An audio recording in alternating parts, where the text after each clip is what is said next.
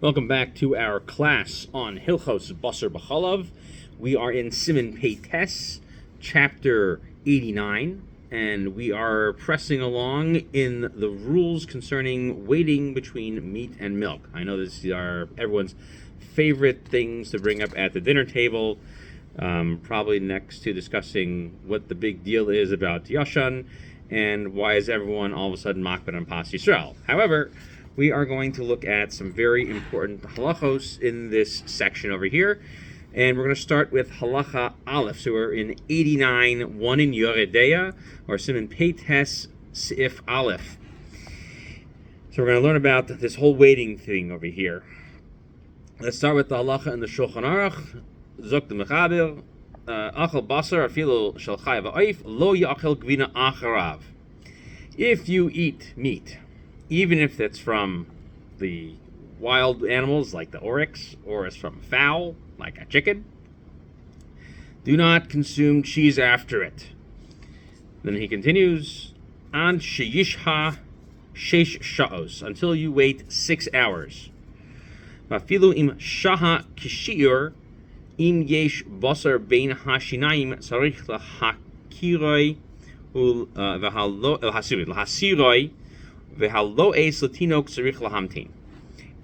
even if you've waited 6 hours, if there is still meat between the teeth, you must remove it.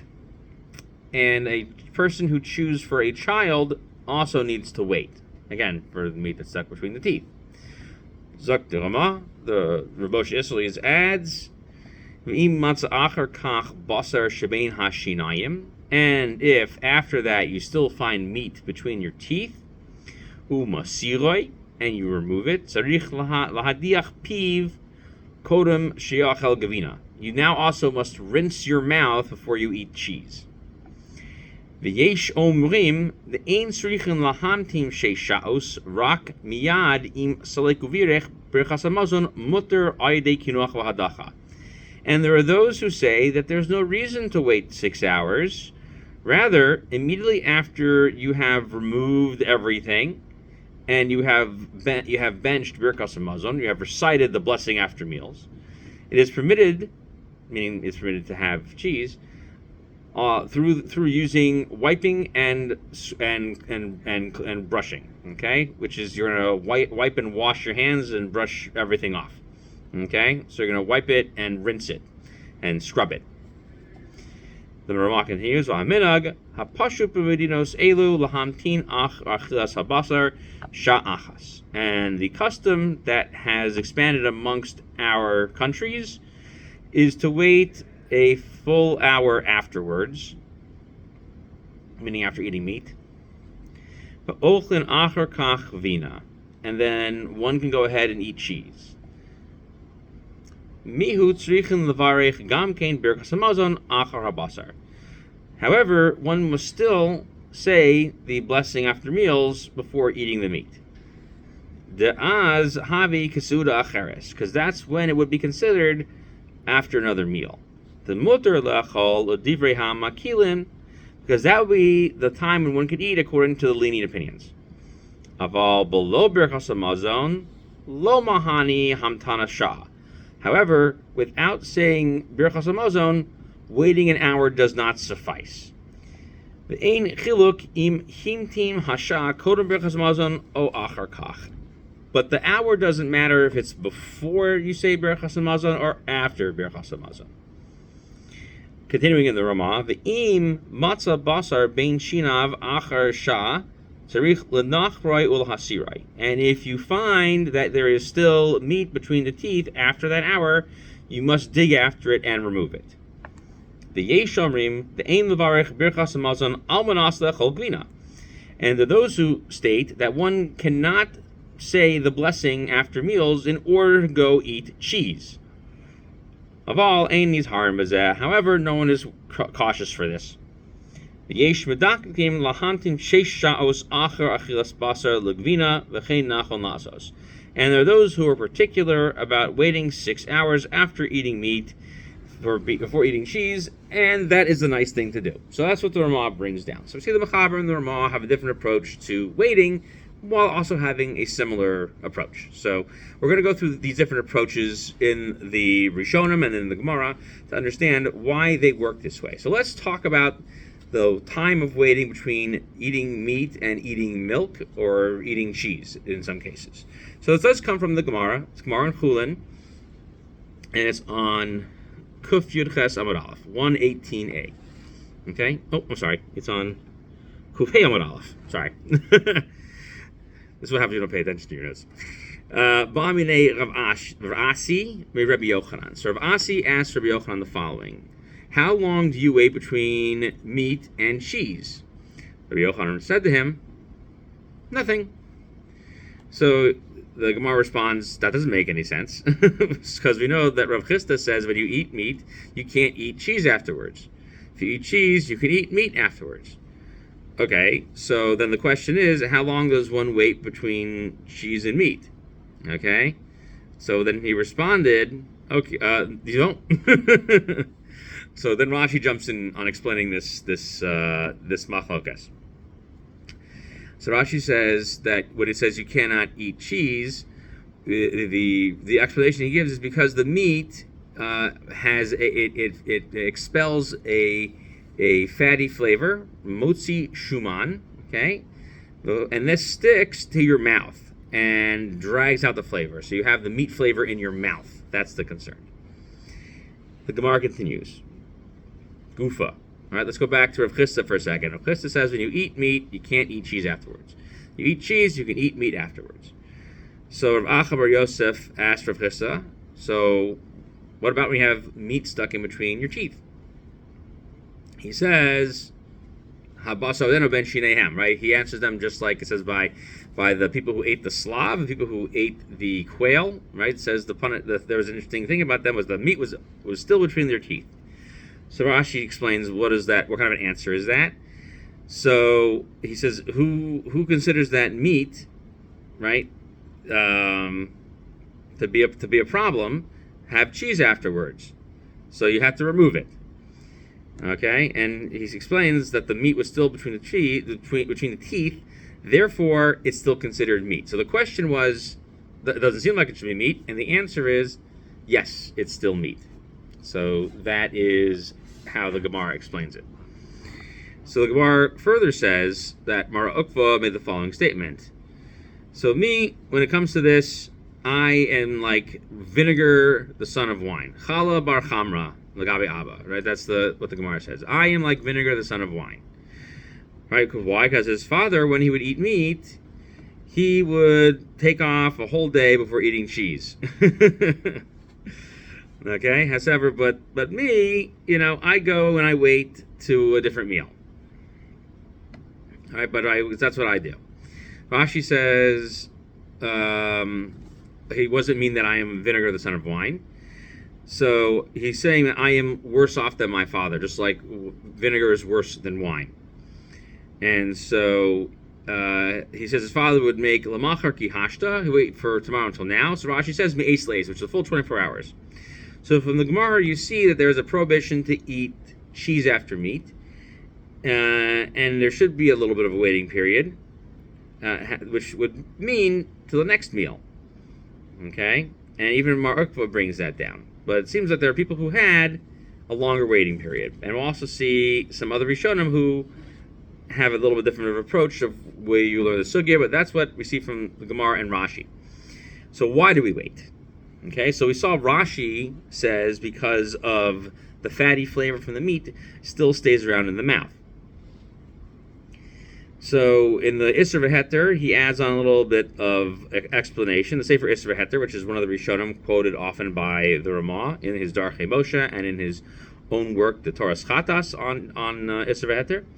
So he says that the meat is not really meat; it's just the meat is gone and you have the flavor sticking around, which is to say, it's the flavor that sort of lingers. Okay. And so even if you were eating cheese while you had that flavor in your mouth, it's not basar b'chalav, but it's something that we felt that it was plausible to make a gezerah to that.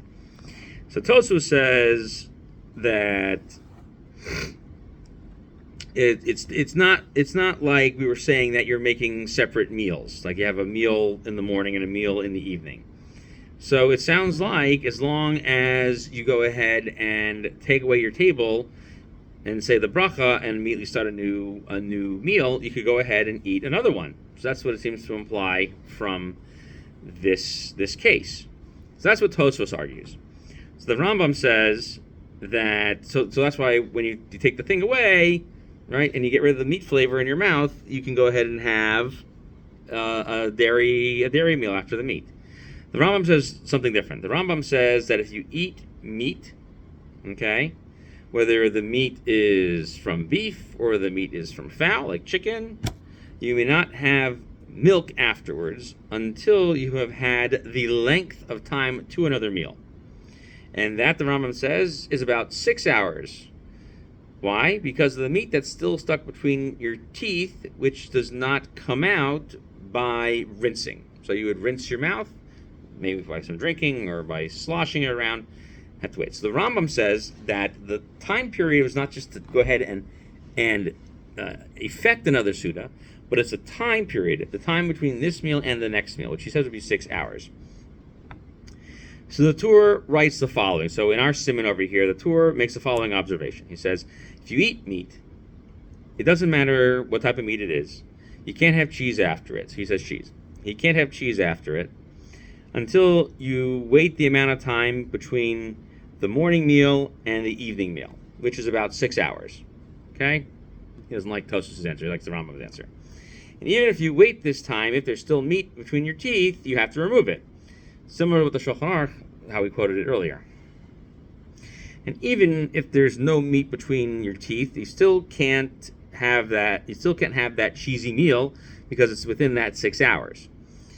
Because the meat still produces a flavor and it stays in your mouth for a long time, which we see Rashi's flavor is in there. And based on this, if you haven't eaten anything but only chewed meat for a child, you don't have to wait. Because since you didn't eat it, you don't have the additional problem of the flavor staying around for a long time.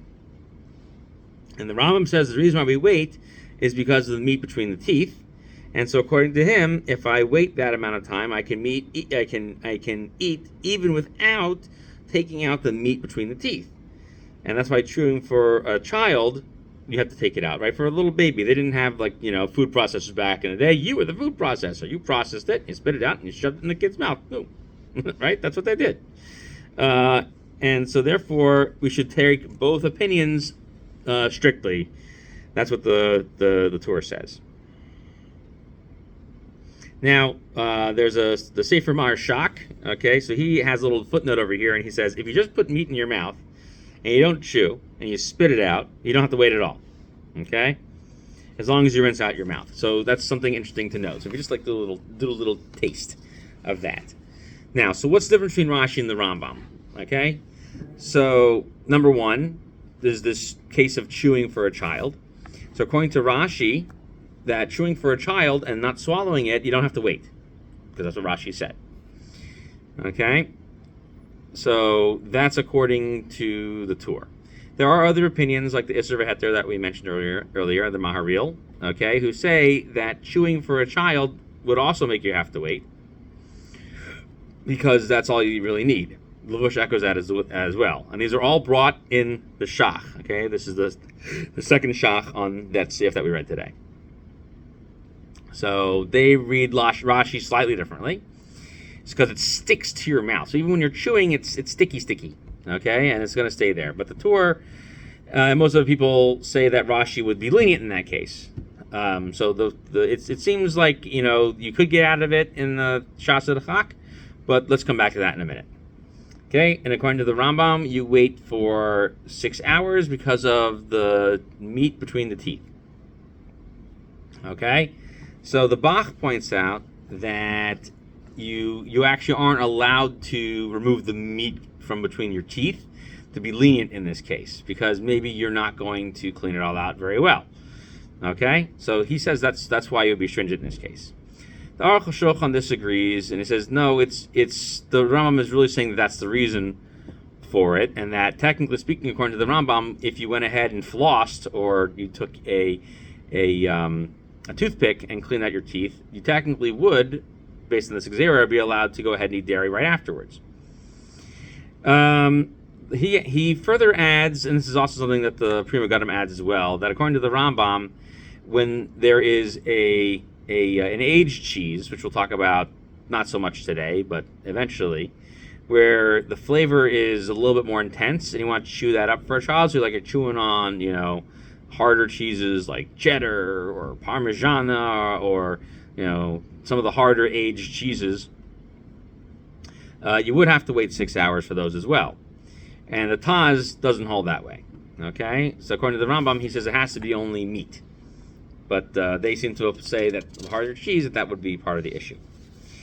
Now, what if you have some soup? Okay, so this would be another nafkamina. So we just mentioned there's a Ma'ar Shaka, this is putting it in your mouth and not swallowing. Okay?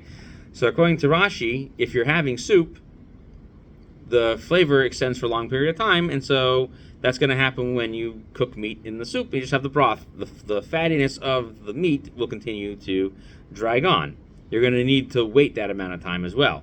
And I make a note over here that we're going to have to wait the 6 hours, but we'll come back to that. We're going to hold 6 hours for everybody, even though Rashi may be in the same. Rashi and Tosfos are going to kind of be of a similar opinion in a moment. So stick with that idea of waiting 6 hours, but we're going to circle back to that. So the Rambam would not seem to say that same rule by soup. So we'll come back to that later because we're going to talk about soup in a later sif. The third thing is if you have, let's say, fake teeth and you flip out your teeth between meat and milk. So according to Rashi, this could actually work. Well, according to the Rambam, you'd still have to wait you wouldn't have to wait the 6 hours. Okay? So because you swallow it, right, you're going to have a Rashi problem. But for the Rambam, you're not going to have a problem. And the other thing another thing to think about is when you have meat stuck between the teeth. So according to Rashi, since it's the flavor in the mouth, so having meat between the teeth, he seems to learn in the Gemara is that it's not that waiting is the problem with the meat between the teeth. And it was simply teaching us that meat between the teeth is still meat, and even after 6 hours, you're going to still call that meat, and you can't eat meat with cheese. So you just need to get that out of your mouth, but it has nothing to do with the waiting period that we were discussing. But the Rambam seems to imply that the whole waiting has to do with the meat stuck between your teeth. And so therefore it's all one big happy issue. And so therefore, when you wait your time, and there's no meat in between your teeth, okay, so the meat's considered broken down, and then you can go ahead and have your dairy afterwards. However, most people seem to imply that the Rambam is still worried about that problem anyway, but it is an issue. It just seems to be a bigger issue for Rashi, because he seems to imply that it's still called meat, whereas because the Rambam, it may not be, but some poskim, like the Pri Chadash, still say clean your teeth, even according to the Rambam. One more thing to consider is that according to, if you just swallow meat without chewing on it, so for Rashi, that's going to be a problem. Okay? Again, because it's the lasting flavor. For the Rambam, if you don't get stuck between your teeth, why are you waiting 6 hours? Okay? So, however, in the Igros Moshe, the Rav Moshe makes an interesting statement. So this is in Yoreh Deah. It's in the second Chelek Beis, and it's Simon Chaf Vav. He says that if you swallow something that's fleshig and don't chew on it, according to the Rambam, it's permitted to eat dairy right afterwards, but we are machmir for Rashi. So therefore, he argues, even though this isn't mentioned elsewhere, that the Rambam would actually take this approach. Okay, so the Torah brings them down and says we're supposed to be machmir on both of them, and I was just mentioning the name of Moshe as well. And this is echoed by the Taz and the Shach right here. So this is basically their opinion. Now, we mentioned Tosfos had a different approach in there. So we said that if it's not in the same meal, even if they're not different times of the day, then there is permission to go ahead and have them. So according to this, the waiting period is only to wait in between the two meals. So they really are a third opinion. Okay, you can't eat meat and cheese inside of the same meal, okay, or meat and dairy, okay, and that would be dairy right after meat is what we would talk about, because you should keep them away from each other, and we don't want you to eat them in the same meal. So it's like a little bit more. So for Tosfos, what's the difference between, having meat first or having dairy first? So the difference would be is that probably because they don't want you to eat them together. So Tosfos also says that Tosfos says further on. Tosfos says on the previous page on Kuf Dal Amabez that they quote the Hilchos Gedolos, that if you have eaten meat, you can't eat cheese after it, and that means you can't do it without washing your hands and washing out your mouth. However, when you do those two things, now it's permitted, okay? But with cheese, you can have meat after it immediately, even without rinsing your hands and rinsing your mouth. And Mar Ukva didn't do that. He waited for a whole other meal, okay? Or he was just being strict, because being strict was to keep himself away from having these things in the same meal. So that is the opinion of Tosfos, which is really a third opinion. And the Beis Yosef brings this all down in Orach Chaim, Siman Kuf Ayin Gimel. And you can look at that there. So even though he doesn't discuss it in our Siman, he does reference it. So the Pesach Tshuva says that now if you chew for a baby, right? Lois Latino. If you chew on food, and it has fattiness in the soup itself when you cooked it. So then, according to everybody, you have to wait. Okay. So there's really no issue about this, whether it's the between the teeth or the fattiness. All right. So he brings down that you should have to wait. The Prima Gadim, however, says that being strict about waiting 6 hours is because there was no distinction made between the different ways that you did it, and having nothing to do with the way in which you eat things. So just like if you put this in your mouth, you need to wait 6 hours. And so that seems to be that opinion. The Ben Ish Chai also agrees with that. Okay. Now Rabbi Kiva Eger says that even when you go ahead and chew meat, okay, the Ramah is actually saying that even when you have fat in the soup and you put all that in your mouth, there's still a distinction between the two things, because the Ramah is not saying that the Ikar Halacha is like the two reasons. He's just saying that it's better to be strict. Okay, and the Darchei Tshuva and a few other approaches. We quoted that Mar Shaka mentioned earlier, that even by touching it and tasting it, you should still be strict. You shouldn't have to be strict. So everyone would agree to that. Now, we mentioned that there's no differentiation for things that aren't beef. There's a differentiation for whether you have some venison, if you have some chicken or some turkey. Okay, so the Gemara says about this. This was actually on the previous page from what we were reading. So it says Tana Agra Chamua de Rabbi Abba. So Agra, who was a father-in-law of Rabbi Abba, he used to say Of Ugvina Ne'achalim Ba'afi Korin, that fowl and cheese are eaten in a free way. Okay. So what does it mean, afikorin? It's like hefker. So Rashi says, derech hefker she'eno nizhar behen ukud mefaresh. So it's sort of like freely eaten. What does that mean, though? So Tosfos says that the custom is not to eat cheese after meat, and even after fowl. Okay, so even though that's the case, so this statement of Agra was that fowl and cheese are eaten. Where the chicken is eaten first, or the turkey is eaten first, whatever the kosher bird you're having, and then you have the cheese afterwards. And so, therefore, he may be taking that leniency because of the fact that the meat of fowl and chicken is not a Torah level prohibition, but we don't seem to hold like his opinion. Okay, so Toso seems to be saying that when they are eaten freely, it's when you have the fowl meat first, like the chicken or the turkey first, and then you can have cheese afterwards. Why? Because they're arguing that he says that it's like having a rabbinic on a rabbinic. Okay.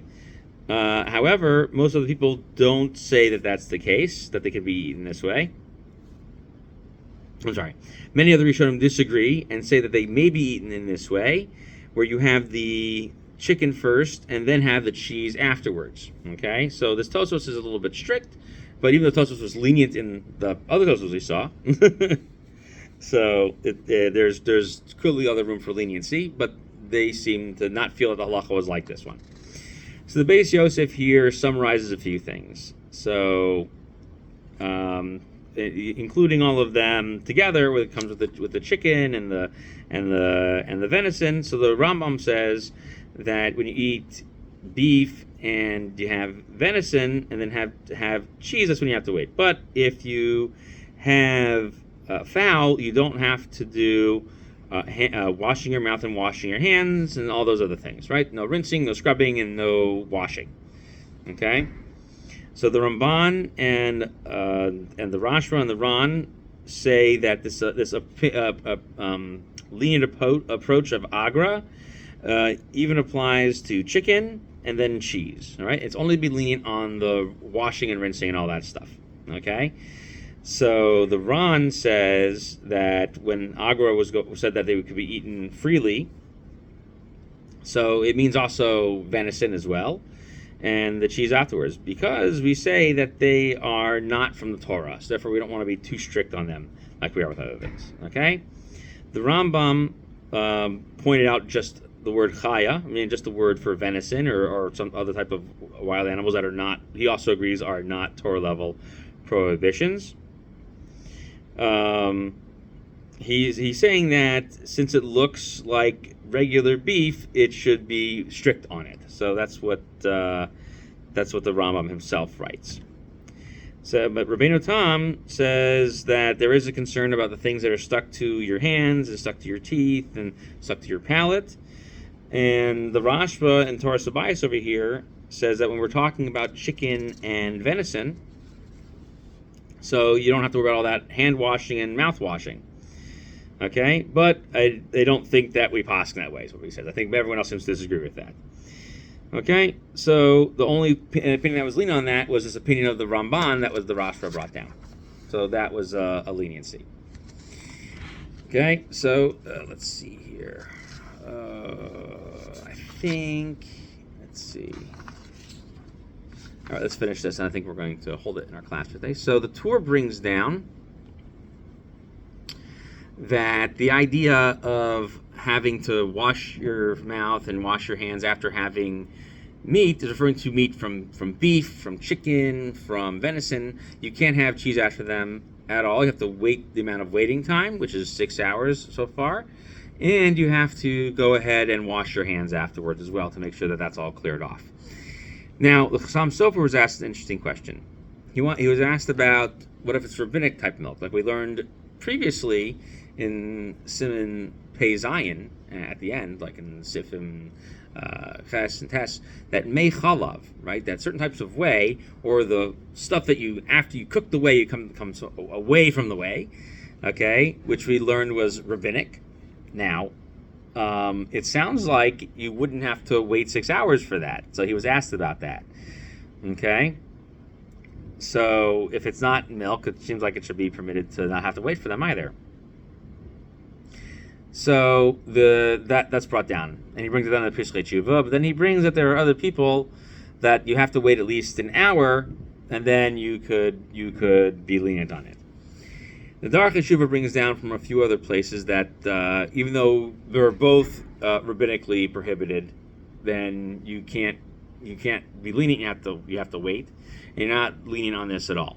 Okay, and we'll have another class on this about talking about the amount of time you have to wait and all these other things. We'll come back to that because this is a pretty involved sugya. But we did cover today a lot of information about why we have to wait and how long we have to wait, and the two major opinions. We started dabbling in the third minor opinion of Tosfos when it comes to not having to wait the 6 hours, but for the most part we're going to talk about waiting 6 hours, but we're going to talk in more in depth about the whole 6-hour waiting period in our next class. So thank you for joining us this time, and look forward to learning with you next time.